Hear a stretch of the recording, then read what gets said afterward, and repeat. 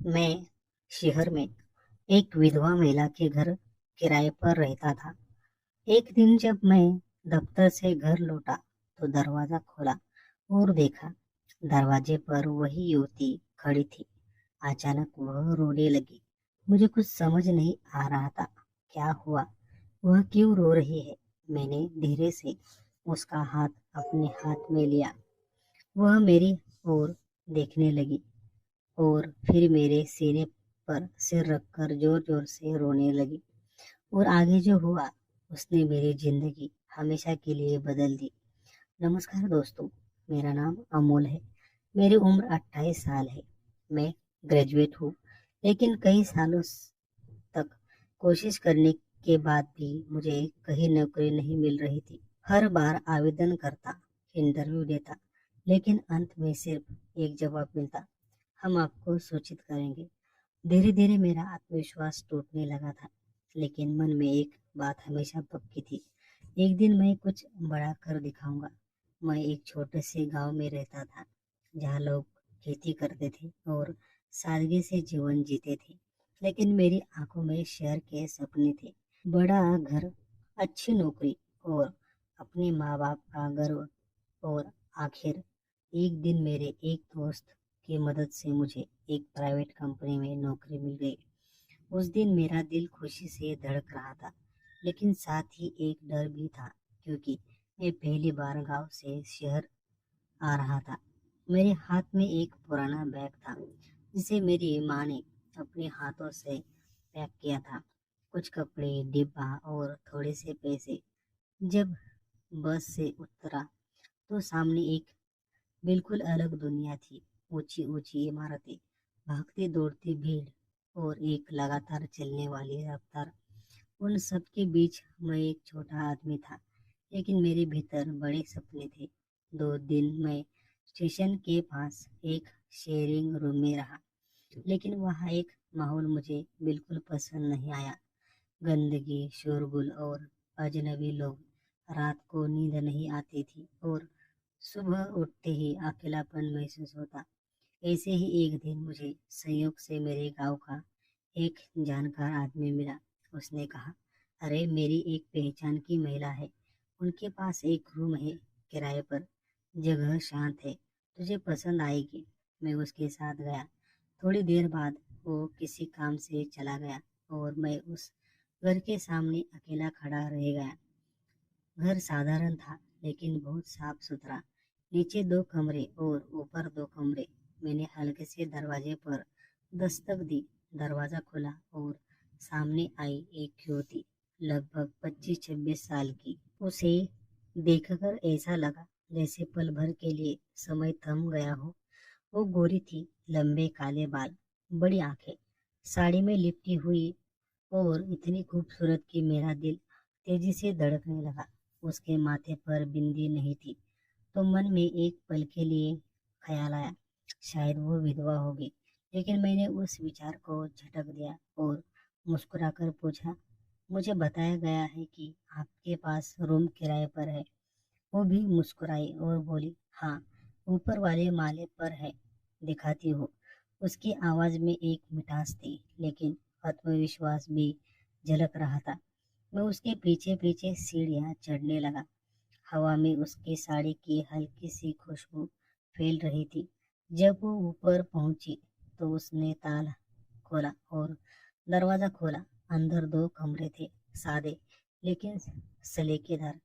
खिड़की से आती धूप उसके चेहरे पर पड़ रही थी और उस रोशनी में उसका चेहरा किसी परी जैसा लग रहा था। उसके चेहरे पर शांति थी, लेकिन उसकी आंखों में एक छिपा हुआ दुख भी नजर आ रहा था। उसने कहा, यह रूम है, अगर पसंद आए तो रह सकते हो। मैंने कमरे को देखकर कहा, बहुत अच्छा है, मुझे पसंद आया। वो बोली, किराया 3,000 रुपये है, समय पर देना और ज्यादा शोर शराबा नहीं चाहिए। मैं मुस्कुराकर बोला, मुझे ठीक है, मैं यही पास में काम करने लगा हूँ। उसने पूछा, आपका नाम क्या है? मैंने कहा, अमूल, मैं गांव से आया हूँ। वो हल्की मुस्कान के साथ बोली, और वो मुस्कान जैसे सीधे दिल को छू गई।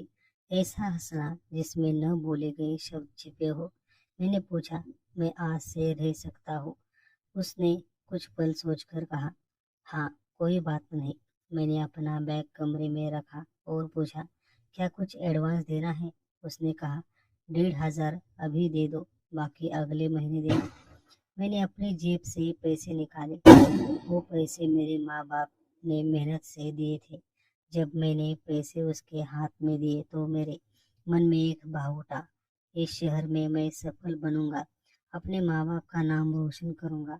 उसने पैसे लेते हुए मेरी तरफ देखा और मुस्कुराई। उसकी नजरों में एक अलग ही एहसास था, न सिर्फ पहचान, न सिर्फ शुक्रिया, बल्कि कुछ ऐसा जो दिल को गहराई तक छू गया। वो नीचे चली गई और मैं कमरे में अकेला रह गया। कमरे में एक पुराना बिस्तर था, पंखे की धीमी आवाज गूंज रही थी, लेकिन उस रात मुझे नींद नहीं आई। खिड़की के बाहर चांदनी बिखरी थी और मैं उसके कोमल चेहरे की तस्वीर मन में बनाता रहा। मेरे होठों पर अनायास मुस्कान आ गई। शहर में मेरा पहला दिन समाप्त हुआ था, लेकिन मन कह रहा था, ये तो बस शुरुआत है। उसका और मेरा रिश्ता कुछ खास बनने वाला है। उस दिन के बाद मेरी जिंदगी जैसे बदलने लगी थी। जब मेरे रहने की जगह अच्छी थी और उस छोटे लेकिन शांत कमरे में मुझे एक अपनापन महसूस होने लगा। गैलरी से दिखते शहर के उजाले मेरे भीतर जोश भरते थे। रोज दफ्तर जाता और शाम को लौटकर उस घर में सुकून पाता। बाहर का तेल भरा बेस्वाद खाना मुझे पसंद नहीं आता था। गांव का गरम प्यार से परोसा हुआ खाना याद आता था। एक दिन जब मैं ऑफिस से लौटा तो दरवाजा खोलने अनीता आई, वही महिला जिसने घर किराए पर दिया था। वो साधारण थी, लेकिन उसकी खूबसूरती ऐसी थी कि उसकी नजरों में देखते ही दिल ठहर जाता था। उसकी साड़ी की खुशबू हवा में फैली और मैं झिझकते हुए बोला, मैडम, यहाँ आसपास कहीं खाना मिलेगा क्या? वो मुस्कुराई और बोली, मैडम मत कहो, मेरा नाम अनीता है। उस क्षण उसकी मुस्कान इतनी प्यारी लगी कि मैं पल भर के लिए सब कुछ भूल गया। वो बोली, यहाँ पास में कोई मेस नहीं है, लेकिन अगर तुम्हें ठीक लगे तो मैं तुम्हारा खाना बना सकती हूँ। मेरा दिल खुशी से धड़क उठा। मैंने कहा, सच में? मुझे गांव का सादा खाना बहुत याद आता है। वह मुस्कुराई और बोली, महीने के 2,500 रुपये लगेंगे, लेकिन डिब्बा नहीं मिलेगा। तुम्हें यही आकर खाना होगा। मैंने तुरंत हामी भर दी। मेरे मन में उसके खाने की नहीं, बल्कि उसकी मुस्कान की महक थी, जो पूरे वातावरण में घुल चुकी थी। उस दिन के बाद मैं रोज उसके घर खाना खाने जाने लगा। वह मेरे लिए सब्जी, भाकरी और पोड़ी परोसती और मैं चुपचाप बैठा उसके नाजुक चेहरे और सादे रूप को निहारता रहता। जब वह खाना परोसती तो उसकी उंगलियां हल्की कांपती और मेरा मन उसकी आंखों पर ठहर जाता, जैसे उन आंखों में कोई गहरा सागर हो जो बहुत कुछ कह जाना चाहता हो। एक शाम मैंने हिम्मत करके पूछा, अनीता, आप अकेले रहती है क्या? इतने दिन हो गए लेकिन कभी किसी को देखा नहीं। उसकी आंखों में अचानक एक सन्नाटा उतर आया और वह धीमे स्वर में बोली, मेरे पति 5 साल पहले चले गए। यह घर उन्होंने ही बनाया था और उनके जाने के बाद मैं अकेली रह गई। तुम्हारे आने से थोड़ा अच्छा लगता है। उसकी बात सुनकर मैं मौन हो गया। उसके चेहरे पर झलकते दुख ने मेरे दिल को जैसे मत दिया। मैंने कहा, आप अभी बहुत जवान हैं, जिंदगी फिर से शुरू की जा सकती है। वह हल्की मुस्कान के साथ बोली, अब नहीं अमूल, अब इस जिंदगी से मैं थक चुकी हूँ। मेरे प्रति बहुत ईमानदार और मुझसे बहुत प्यार करने वाले थे। उनके बिना जिंदगी सूनी लगती है। उसकी बात सुनकर मेरे दिल में दर्द की लहर दौड़ गई। मैंने उसे देखकर धीरे से कहा, कभी कभी जिंदगी हमें दूसरा मौका देती है और कभी कोई अजनबी हमारी जिंदगी में आकर हमें फिर से जीना सिखा देता है। वह मेरी आंखों में देखती रही। उसकी नजरों में अचानक एक चमक आई, जैसे दुख के समुंदर में कोई नई उम्मीद का किनारा दिख गया हो। उस रात मैं अपने कमरे में नहीं सो पाया। खिड़की के बाहर चांदनी फैली थी और मैं उसे देखते देखते यही सोचता रहा कि शायद वो सिर्फ मेरी मकान मालकिन नहीं, बल्कि मेरे जीवन की एक नई शुरुआत हो सकती है। उस दिन अनीता के शब्द मैं उसके सिवा किसी और का सोच भी नहीं सकती, मेरे दिल में गहराई तक उतर गए थे। उन शब्दों में छिपा प्यार, दर्द और अकेलापन मुझे स्पष्ट महसूस हो रहा था। मैंने धीरे से कहा, अनीता, आप जो कह रही है वह सही है, लेकिन यूं अकेले जीना बहुत कठिन होता है। जिंदगी लंबी है और इंसान आखिर भावनाओं का ही कैदी है। अगर मर्द होता तो शायद समाज कुछ नहीं कहता, लेकिन एक औरत का अकेलापन ज्यादा दर्दनाक होता है। वह कुछ नहीं बोली, बस मुझे देखती रही। उसकी आंखों में आंसू नहीं थे, लेकिन उनमें थकान और मौन में छिपा हुआ दुख साफ झलक रहा था। कुछ पल का मौन छा गया, तभी मेरा खाना खत्म हुआ। मैंने हाथ धोए और उठ खड़ा हुआ। वह मुझे दरवाजे तक छोड़ने आई। जब मैं सीढ़ियां चढ़ रहा था तो अनायास पीछे मुड़कर देखा। वह अभी भी खड़ी थी। उसकी आंखों में कुछ कहने की चाह थी और उसी पल हमारे बीच एक अनकहा रिश्ता जन्म ले चुका था। दिन एक एक करके आगे बढ़ते गए। अब मुझे शहर में रहते हुए लगभग 2.5 महीने हो चुके थे। मेरे और अनीता के बीच अब आत्मीयता आ चुकी थी। वह रोज मेरा खाना बनाती और मैं महीने की शुरुआत में उसे पैसे दे देता। लेकिन जब भी मैं पैसे देता, वह हल्की मुस्कान के साथ मेरी आंखों में देखती और कहती, अमूल, इतना औपचारिक मत बनो। उस पल मेरा दिल ठहर जाता और उसकी नजरों में मुझे एक अपनापन, एक स्नेह दिखाई देता। एक सुबह मैं दफ्तर जाने की तैयारी में था। नाश्ता करने नीचे गया, लेकिन घर में सन्नाटा था। मैंने आवाज दी पर कोई उत्तर नहीं मिला। उसके कमरे का दरवाजा बंद था। मुझे बेचैनी हुई। मैंने धीरे से दरवाजे पर दस्तक दी। कुछ क्षणों बाद दरवाजा खुला। सामने अनीता थी, लेकिन उसके चेहरे पर वह पुरानी मुस्कान नहीं थी। थकान और दुख साफ झलक रहे थे। मैंने चिंतित होकर पूछा, क्या हुआ अनीता, तबीयत ठीक नहीं है क्या? उसने धीमे स्वर में कहा, कल रात से बहुत बुखार है। उसका स्वर कांप रहा था और उस पल मेरे मन में चिंता का तूफान उमड़ आया। मैंने कहा, तो कल ही बताया क्यों नहीं? वह बोली, अमोल, मैं तुम्हें परेशान नहीं करना चाहती थी। मैंने गहरी सांस लेकर कहा, यह कोई छोटी बात नहीं, चलो मेरे साथ डॉक्टर के पास। लेकिन वह तैयार नहीं थी। बोली, नहीं, थोड़ी देर में ठीक हो जाऊंगी। तब मैंने उसका नाजुक हाथ धीरे से अपने हाथों में लिया और कहा, अनीता, मुझे तुम्हारी चिंता होती है, मेरी बात मानो। उस क्षण उसने मेरी आंखों में देखा और पहली बार बिना कुछ कहे मेरे निर्णय को स्वीकार कर लिया। मैंने उसे सहारा दिया और पास के क्लिनिक ले गया। उसके शरीर में जैसे जान ही नहीं बची थी। डॉक्टर ने जांच की, इंजेक्शन लगाया और कुछ दवाइयाँ दी। पैसे मैंने दिए। वह कुछ नहीं बोली, बस मुझे देखती रही। उसकी आंखों में आभार, स्नेह और कुछ ऐसा गहरा भाव था जिसे शब्दों में नहीं बांधा जा सकता। मैं उसे वापस घर लाया। वह थककर चुपचाप लेट गई। सुबह से उसने कुछ नहीं खाया था, तो मैंने कहा, आप थोड़ा आराम कीजिए, मैं अभी आता हूँ। मैं बाहर गया और पास के होटल से नाश्ता लाया। गरम पोहे, उपमा और चाय मैंने प्लेट में उसके लिए परोसा और कहा, अनीता, थोड़ा खा लीजिए, फिर दवा लीजिए। वह धीरे धीरे खा रही थी और बीच बीच में मेरी ओर देखती जा रही थी। उसकी आंखों में जो कृतज्ञता थी, उसने मेरे दिल भर लिया। दवा लेने के बाद मैंने कहा, अगर आपको कुछ चाहिए तो बताइए, मैं यही हूँ। मुझे ऑफिस जाना था, लेकिन दिल नहीं मान रहा था। मैं उस दिन ऑफिस नहीं गया, अपने कमरे में बैठा था। लेकिन मन बार बार उसकी ओर दौड़ जाता। कभी खिड़की से उसके घर की ओर झांकता, कभी चुपचाप नीचे जाकर उसके दरवाजे को देखता रहता, जैसे उसके लिए मेरी चिंता अब सिर्फ जिम्मेदारी नहीं बल्कि भावना बन चुकी थी। उस पल मुझे एहसास हुआ कि मैं उसकी चिंता में पूरी तरह डूब चुका था।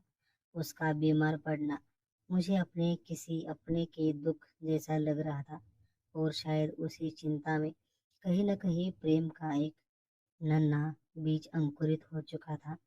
उस दिन वह मुझे एक अलग नजर से देख रही थी। उसकी आंखों में कृतज्ञता, स्नेह और एक अनकही अपनत्व की भावना झलक रही थी। जब मैं उसकी देखभाल कर रहा था, तब उसकी नजरों से धीरे धीरे एक बदलाव आने लगा था। धीरे धीरे उसका बुखार उतरने लगा, चेहरा हल्का लगने लगा, और उसने मुस्कुराकर कहा, अमूल, आप मेरे लिए इतना सब क्यों कर रहे हैं? मैं तो आपके लिए कुछ भी नहीं हूँ। उसके शब्द सुनकर मेरा दिल भर आया, लेकिन मैं मुस्कुराया और कुछ नहीं कहा। मन ही मन बस इतना बुदबुदाया, क्योंकि मुझे तुमसे प्यार हो गया है अनीता। तुम्हारी मुस्कान, तुम्हारी आवाज, तुम्हारा अस्तित्व, अब ये सब मेरे जीवन का हिस्सा बन गया है। इसके बाद अनीता की तबीयत सुधरने लगी और उसके चेहरे पर फिर से एक हल्की मुस्कान खिल उठी। अब वह पहले से भी ज्यादा खूबसूरत लगने लगी थी, जैसे उसके चेहरे पर फिर से जिंदगी की चमक लौट आई हो। एक सुबह हल्की ठंडक थी। मैं दफ्तर जाने के लिए तैयार हुआ, नाश्ता कर नीचे आया। अनीता हमेशा की तरह मुझे दरवाजे तक छोड़ने आई। मैंने मुस्कुराकर उसकी ओर देखा, वह भी मुस्कुराई। जैसे ही मैं बाहर निकलने वाला था, उसने दीवार पर कुछ ऐसा देखा, एक बड़ी छिपकली थी, और वह डर कर जोर से चीख पड़ी। डर के मारे वह सीधे मेरी बाहों में आ गिरी। एक पल को सब कुछ थम गया। उसका धड़कता हुआ दिल मेरी छाती से लग गया और समय जैसे रुक गया। बाहर के पड़ोसी आवाज सुनकर देखने आए, और हमें एक दूसरे की बाहों में देखकर गलतफहमी पाल ली। उनकी नजरों में शक साफ झलक रहा था, लेकिन उस क्षण मैं कुछ सोच ही नहीं पाया। अनीता मेरे आलिंगन से अलग हुई। उसके चेहरे पर लज्जा और भय दोनों थे। वह मेरी ओर देख नहीं पाई और जल्दी से अंदर चली गई। मैं भी जल्दी जल्दी ऑफिस चला गया, लेकिन पूरा दिन मेरा मन बेचैन रहा। उसका चेहरा, उसकी आंखें, वो पल बार बार मेरी आंखों के सामने आता रहा। अगले 2-3 दिन हमारे बीच कोई बात नहीं हुई। घर में एक अनकही चुप्पी छा गई थी। एक शाम जब मैं थका हारा दफ्तर में लौटा, दरवाजा खोला तो सामने अनीता खड़ी थी। उसकी आंखों में आंसू थे। वह कुछ देर चुप रही और फिर अचानक रोने लगी। मैं घबरा गया और पूछा, अनीता, क्या हुआ? क्यों रो रही हो? वह सिसकते हुए बोली, अमूल, आप ये कमरा छोड़ दीजिए। मुझे अब बहुत मुश्किल हो रही है। पड़ोस की औरतें ने मेरा जीना हराम कर दिया है। वो कहती है कि मैं एक जवान आदमी को अपने घर में रखे हूँ। मैं विधवा होकर भी उसके साथ रहती हूँ। वे मेरे बारे में गंदे इल्जाम लगा रहे हैं। उसकी बात सुनकर मेरा दिल टूट गया। मुझे उसका दर्द दिख रहा था। वह अंदर से बिखर चुकी थी। मैं आगे बढ़ा, उसका हाथ अपने हाथ में लिया। वह कांप रही थी। मैंने उसकी ओर देखा और धीरे से उसके आंसू पोंछे। वह उठी, लेकिन मेरे नजदीक खड़ी रही। उसकी सांसें तेज चल रही थी। उसकी आंखें मेरी आंखों में डूबी हुई थी। मैं झुका और उसके होठों को अपने होठों से छू लिया। उसने भी मेरी ओर झुककर मेरे होठों को थाम लिया। 3 बार, जैसे हर चुंबन में दर्द, प्रेम और सुकून समा गया हो। मैंने फुसफुसा कर कहा, अनीता, लोग क्या कहते हैं कहने दो, मुझे कोई फर्क नहीं पड़ता। मुझे तुम पसंद हो, मैं तुमसे प्यार करता हूँ। वो चुप रही, मेरी आंखों में गहराई तक देखती रही, और फिर धीरे धीरे मेरे सीने से लग गई। उस पल सारे शब्द मौन हो गए थे। बस सांसों की लय थी और दिल की आवाजें। मैंने उसके सिर पर हाथ फेरा। वह धीरे से बोली, अमूल, मुझे भी तुमसे प्यार है, लेकिन समाज। मैंने मुस्कुराकर कहा, समाज का क्या अनीता? समाज तो हमेशा कुछ न कुछ कहता ही रहेगा। लेकिन अगर दो दिल सच्चे प्यार करते हैं तो कोई तूफान उन्हें अलग नहीं कर सकता। उस क्षण हमारा रिश्ता शब्दों से नहीं, भावनाओं से मजबूत हो गया था। लोग बातें करते रहे, फुसफुसाते रहे, लेकिन हमने एक दूसरे का हाथ नहीं छोड़ा। कुछ दिनों बाद हमने शादी कर ली। बहुत साधारण लेकिन बेहद पवित्र। न बैंड था न बाजा, सिर्फ